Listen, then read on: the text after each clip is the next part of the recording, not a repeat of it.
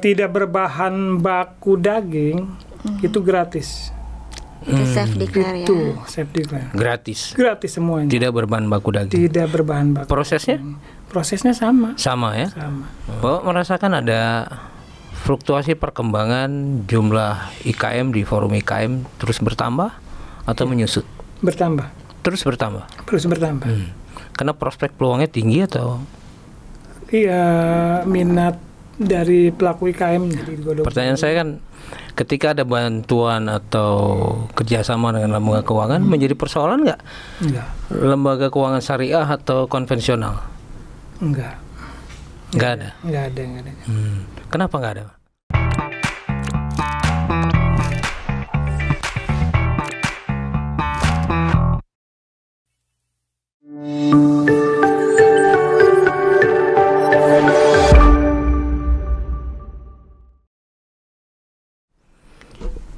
Kita sudah bersama Pak Erwin, Ketua Forum Industri Kecil Menengah Banten, dan didampingi oleh Ibu Herlina, Ya.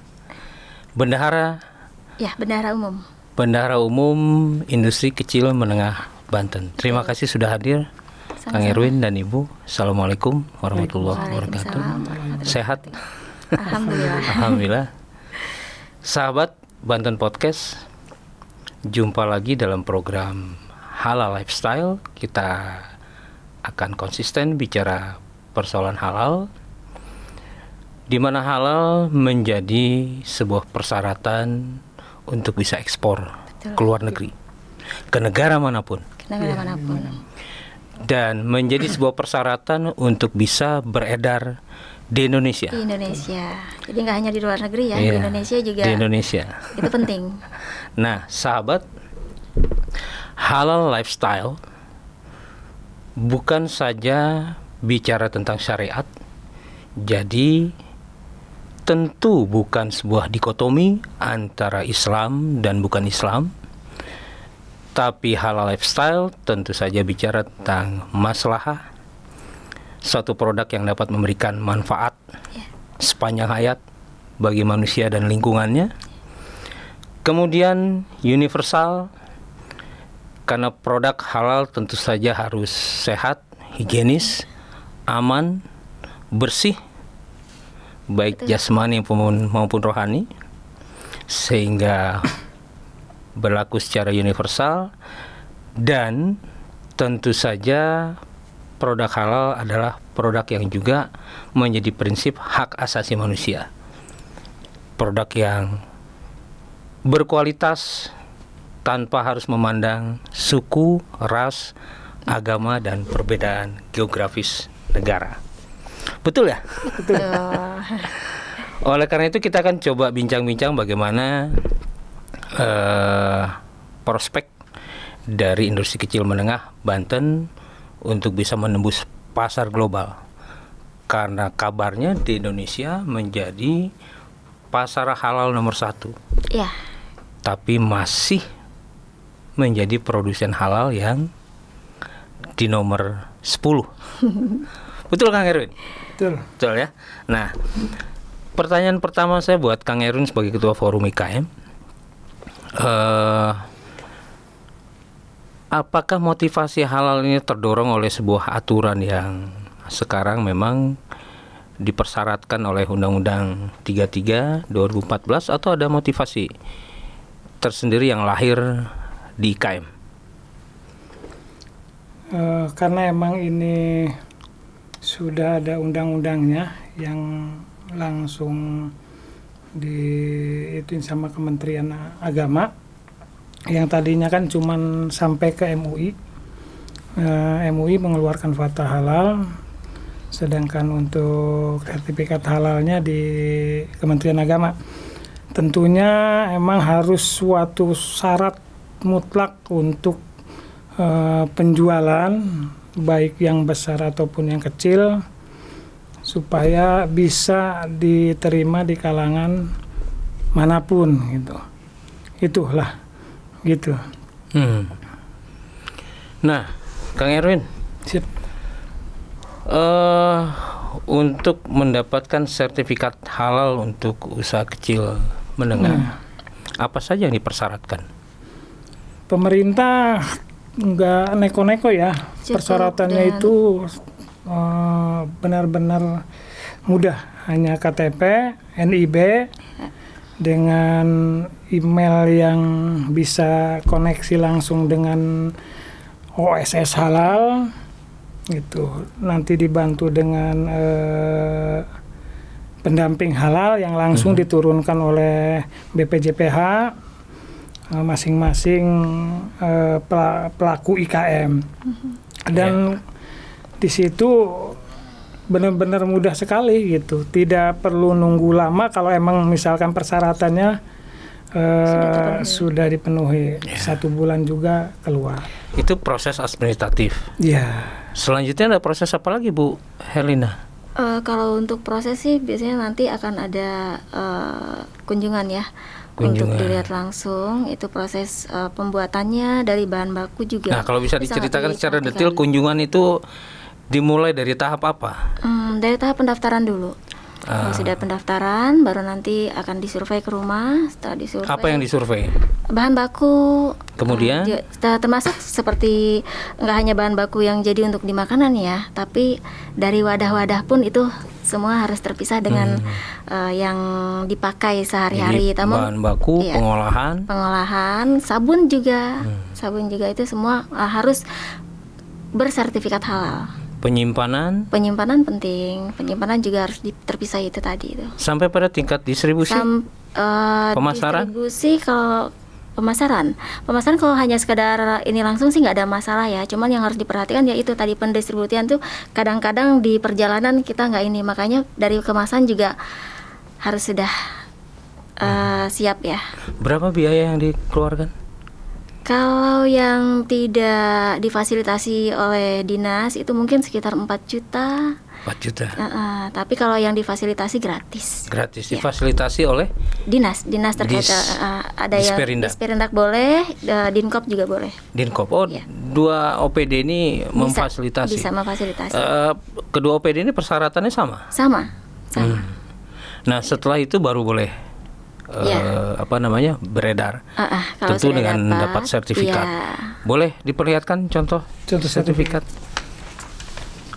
Nah, ini sahabat penonton podcast, salah satu sertifikat yang difasilitasi secara gratis oleh Disperindak atau Dinas Koperasi ya. Sudah dapat shootnya?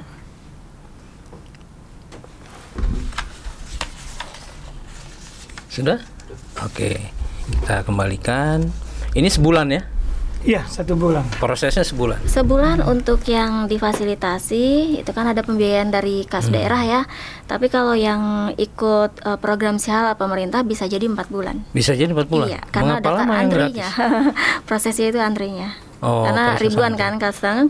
Kalau difasilitasi itu tadi hanya beberapa orang saja. Kalau yang difasilitasi setahun ada berapa IKM? Kalau dinas sebenarnya pemerintah semuanya memfasilitasi semua IKM, tidak Indak, tidak Dinas Koperasi, cuman emang penyalurannya aja, penyaluran siapa pelaku IKM ini yang mau ikut sertifikat halal gratis.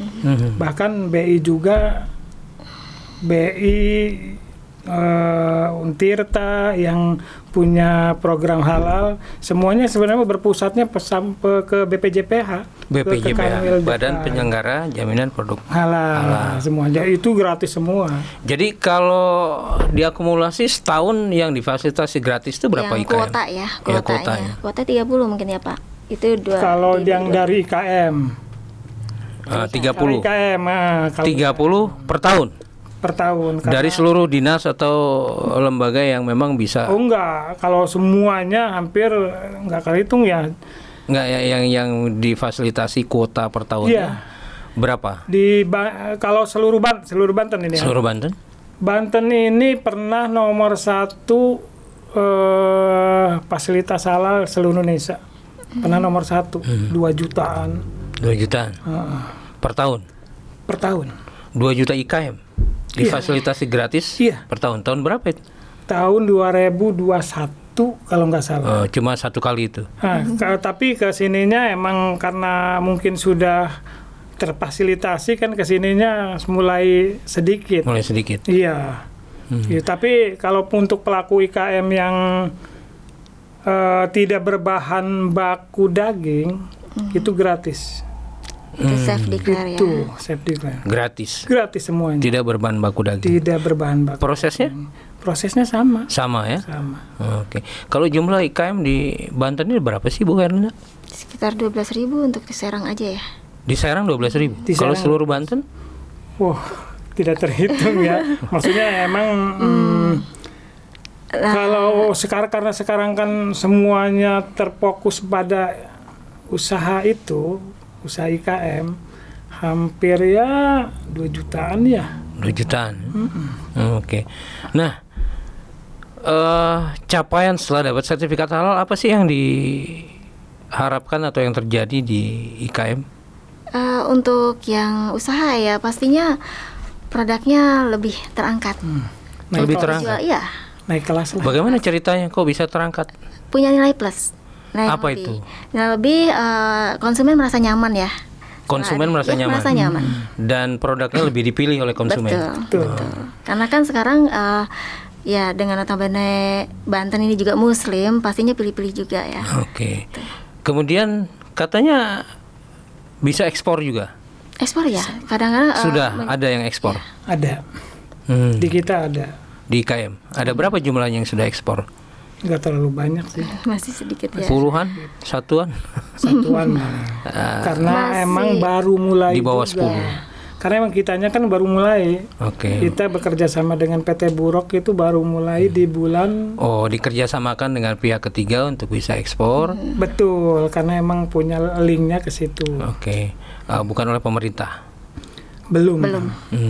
Nah, kalau proses edukasi dan sosialisasi halal yang dilakukan pemerintah seperti apa? Apakah dianggap sudah informatif ke seluruh IKM? Sudah ya, melalui link-link, melalui grup-grup WA yang ada di dinas ataupun yang independen. Gitu ya. Jadi sudah merata. Dan memang menjadi satu bukti nyata bahwa label halal menjadi satu produk rangkaian yang tidak bisa terpisahkan dari sebuah produk. Dianggap lebih berkualitas dan lebih menjamin atas kejujuran komposisi dari produk yang dibuat begitu. Nah, kalau yang tidak difasilitasi kan biayanya 4 juta. Itu dianggap mahal, proporsional? Untuk sekelas UMKM biasa ya, itu lebih banyak memilih, saya lebih baik untuk modal lagi daripada untuk sertifikat gitu kan. Itu karena 4 juta itu satu produk? Iya. Karena berarti kalau satu IKM ada 4 produk, dia harus betul. Itu nanti dilihat. Nggak hanya satu produk, mungkin di banyaknya varian aja ya. Variannya berapa nanti akan ada terhitung juga di situ. Gitu ya. Untuk pastinya ya saya sendiri juga belum tahu ya cara menghitungnya seperti apa. Nah, ini contoh produknya ya. Kang Erwin ya, yang sudah bersertifikat halal. Cuman logonya ada yang beda-beda nih. Kayaknya ini yang masih kemasan lama ya. Karena yang baru itu kan seperti yang serundeng ya. Itu nggak ada masalah selama ini masih berlaku, dan biasanya kemasan kalau masih banyak nggak apa-apa dipakai dulu, nanti kalau sudah habis baru cetak dengan yang baru. Iya. Nah, kalau ini label halal ini mana ini? Ini label halal, ini dibawakan contohnya yang sudah ada label halal sana. Ini juga kalau ini masih proses. Yang ini udah ada. Ini sudah ada. Ini contoh. Ini termasuk produk yang peluang ekspor bukan? Yang peluang ekspor kemarin ini serundeng. Serundeng ya. Ke negara mana? Ke New Zealand. Dibeli masyarakat Muslim atau non Muslim juga? Kalau udah nyampe sana kita kurang tahu ya, gitu. Tapi setidaknya sasaran yang awal itu untuk para TKI sih. TKI yang di sana yang kangen dengan produk Indonesia ya. Masakan Indonesia. Terus di sana juga kan kalau serundeng mahal. Ya. Mahal. Nah, kita kembali lagi pada proses sertifikasi. 4 juta dianggap terlalu mahal. Iya, kalau untuk UMKM, sekelas UMKM ya. Menurut Ibu? Kalau yang belum berkembang, iya. Menurut Ibu kira-kira di harga berapa bisa dianggap moderat untuk UMKM? Masih di bawah 1 juta ya. Itu pun Di bawah 1 juta? Itu pun kadang-kadang masih belum ada yang mau juga. Nah, prosesnya itu yang datang itu auditor atau? Iya, audit dari Dinkes. Dari Banten juga? Ya. Bukan dari luar daerah Banten? Bukan. Masih daerah setempat ya. Nah, prosesnya berjalan baru diajukan fatwa halalnya ke betul. MUI. MUI baru mengeluarkan fatwa begitu. halal. Nah, sekarang jumlah IKM yang berada di forum yang diketuai Kang Erwin ada berapa? Yang di forum kita ada 18.000 ya. 18.000? Iya. Yang sudah sertifikasi halal? Oh, kalau sertifikasi halal banyak lebih. Enggak, dari 18.000 itu yang sudah sertifikasi halal? Semuanya hampir sudah. Karena halal kan memang dimudahkan. Tersebar di 8 kabupaten kota. Oh, semuanya itu anggota IKM. Iya. Memang ada industri kecil menengah yang juga di luar IKM?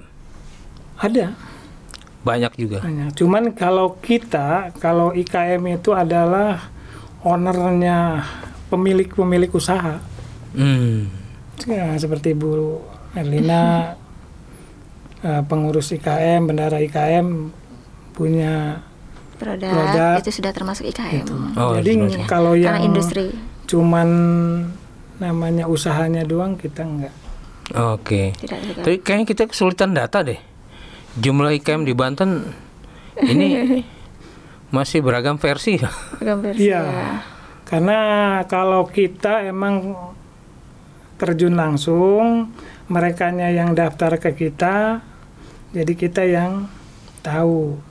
Tapi kalau misalkan untuk dinas, ya kita juga minta ke dinas, diakurkan dengan yang punya kita. Di luar itu kita nggak tahu. Begitu. Jadi IKM turut membantu bertanggung jawab terhadap proses sertifikasi halal, terutama pada anggotanya. Betul. Nah, yang ingin bergabung gimana dengan forum IKM? Mangga. Ingin bergabung nanti ada linknya ya. Ada linknya. Bisa disampaikan linknya? Tidak hafal ya. Boleh nggak Pak buka HP? Yang kemarin dibikin itu sudah dirubah lagi belum Pak? Belum ya, itu masih belum dirubah. Karena sebelumnya kan sudah ada kepengurusan sebelum ada SK, ternyata sedikit berubah, jadi harus dirubah. Emang ada keuntungan kalau gabung dengan forum IKM? Banyak. Ya, banyak. Benefitnya banyak. Apa aja? Ya termasuk kita memfasilitasi halal. Kalau emang gabung yang belum punya halal, kita bisa memfasilitasi haki. Kalau emang yang belum punya haki sampai PIRT dan semua bahkan semua izin lah, bahkan yang baru punya produk, NIB-nya belum punya, kita fasilitasi. Jadi benefitnya itu selain difasilitasi izin, perizinan, legalitas ya, artinya itu nanti produk juga kita ada divisi kemitraan yang bisa bekerja sama dengan market itu seperti itu, dan upaya kita membranding IKM yang mungkin berkompeten untuk lebih maju lagi itu. Jadi nanti mudah-mudahan IKM bisa melahirkan pengusaha-pengusaha yang baru lagi gitu, seperti itu. Nah, sejauh mana IKM tahu tentang upaya pembangunan kawasan industri halal di Banten? Sejauh mana? Kawasan industri halal. Yang kawasan industri. Kita cuma ngecek aja. Atau sejauh mana Ibu dan Bapak terkoneksi dengan Komite Ekonomi Syariah dan Keuangan Syariah Nasional? Karena kita baru ya, maksudnya baru dilahirkan, kita belum sampai ke masalah keuangan yang mungkin yang dari pemerintah 6 triliun itu ya. Mungkin. Oke, saya coba klarifikasi lagi. IKM selama ini dibantu oleh lembaga keuangan syariah? Belum. Alasannya? Iya, karena kita emang baru berdiri. Tahun berapa sih Pak IKM berdiri? 2019 itu berdiri, tapi untuk legalitas akte notaris baru kemarin di Februari ini. Februari ini. Betul. Tapi belum ada komunikasi dengan lembaga keuangan syariah. Udah ada. Dan mereka mau membantu. Kita baru bincang-bincang. Jadi selama ini pakai perbankan konvensional. Itu tidak masuk ya perbankan ya? Belum. Oh, tidak pakai. Tapi ada yang sudah ke kita menawarkan yaitu perbankan itu, cuman kita masih menggodoknya. Jadi digodok. Pertanyaan saya kan, ketika ada bantuan atau kerjasama dengan lembaga keuangan, menjadi persoalan nggak? Enggak. Lembaga keuangan syariah atau konvensional? Enggak ada. Kenapa nggak ada? Ya kita lihat dulu seperti apa kan gitu. Karena emang yang datang ke kita dengan apa yang kita tuangkan dalam ADRT atau SOP emang berlawanan. Misalkan kita keinginan kita bahwa kalau memberikan bukan bantuan ya namanya ya, pinjaman. Mereka bisa kita yang mengelola supaya kita bisa tahu. Ya, artinya maksud saya apakah menjadi persoalan ke depan ketika dibantu bank konvensional yang identik dengan riba atau bank keuangan lembaga keuangan syariah yang kemudian menjadi satu klausul baru terhadap perkembangan produk syariah kan itu boleh Bapak jawab atau Ibu jawab, kalau nggak dijawab juga nggak apa-apa. Tapi kalau ada bank syariah yang nggak riba bagus. Memang bank syariah masih identik dengan yang kalau yang saya tahu ini ya, karena emang pengalaman saya di bank syariah juga di rumah tetap ada. Jadi belum ada bedanya di lembaga keuangan syariah. Oleh karena itu belum menjadi pilihan pengembangan produk halal dengan dukungan lembaga keuangan syariah. Tapi ada itunya. Maksudnya ada yang dibedakannya karena emang kalau untuk UMKM kan ada KUR itu. KUR itu yang emang riba. Itu cuman beda dengan bank konvensional. Juga ada pengajuan konvensional. Jadi kalau riba kecil nggak apa-apa? Nggak juga. Yang namanya riba ya sama masalah aja. bank sih kalau yang mau ini monggo, tapi dikembalikan lagi sama pengusahanya itu sendiri. Pengusahanya sendiri. Iya. Karena proses rantai halal itu kan betul. Tapi kalau saya tidak menyarankan ya. Kenapa? Tidak menyarankan. Bu Herlinda juga pengusaha di IKM dan tidak memakai sebenarnya tidak sama sekali. Lembaga keuangan sama sekali. Tidak. Jadi Tidak. Total keuangan pribadi. sendiri, pribadi. Kenapa Bu? Saya kalau mau dibilang riba, ya memang saya sangat tidak tersentuh dengan riba. Karena kan lembaga keuangan syariah itu juga harus menjadi penopang dari Betul. industri halal. Betul. Begitu. Ada komentar? No comment deh. Bingung itu ya. Iya, masalahnya sudah ini ya, berhubungan dengan prinsip ya. Gitu. Ya. Nah, ketika halal didorong menjadi sebuah prospek ekonomi berkelanjutan dari pusat sampai ke daerah, gitu. Bapak merasakan ada fluktuasi perkembangan jumlah IKM di forum IKM terus bertambah atau menyusut? Bertambah. Terus bertambah. Karena prospek peluangnya tinggi atau? Iya, minat dari pelaku IKM-nya. Minat untuk dia bahwa produk itu akan naik kelas kalau kata saya ya. Gitu.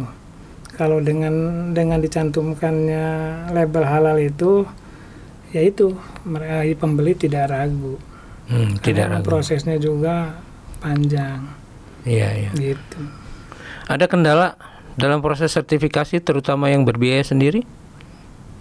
Sebenarnya pemerintah juga sebelum adanya self declare, pemerintah selalu memfasilitasi. Sebelum ada self declare, iya. Berarti pernah berlaku self declare. Sahabat, self declare adalah pengakuan halal dari UMKM sendiri. Itu berhenti pada UMKM yang menyatakan saya halal atau ada proses lanjutan? Kalau yang aku halal banyak ya, tapi kan enggak dalam konteks self declare ini kan juga diakui dalam peraturan kebijakan yang berlaku tentang halal. Gitu.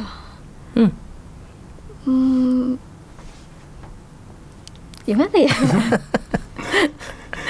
Gimana ya? Karena memang kalau self declare ya. Nggak apa-apa. Kita ke pertanyaan terakhir sebelum kita tutup, dan tentu saja saya ingatkan kepada sahabat bahwa program Halal Lifestyle ini tayang seminggu sekali di setiap Jumat. Silakan Anda monitor, komentari, dan berikan pendapat Anda. Di pertanyaan terakhir saya, Ibu Herlina dan Kang Erwin, apa target IKM ketika hampir, kalau saya bisa klaim dari pernyataan Pak Erwin tadi, hampir 90%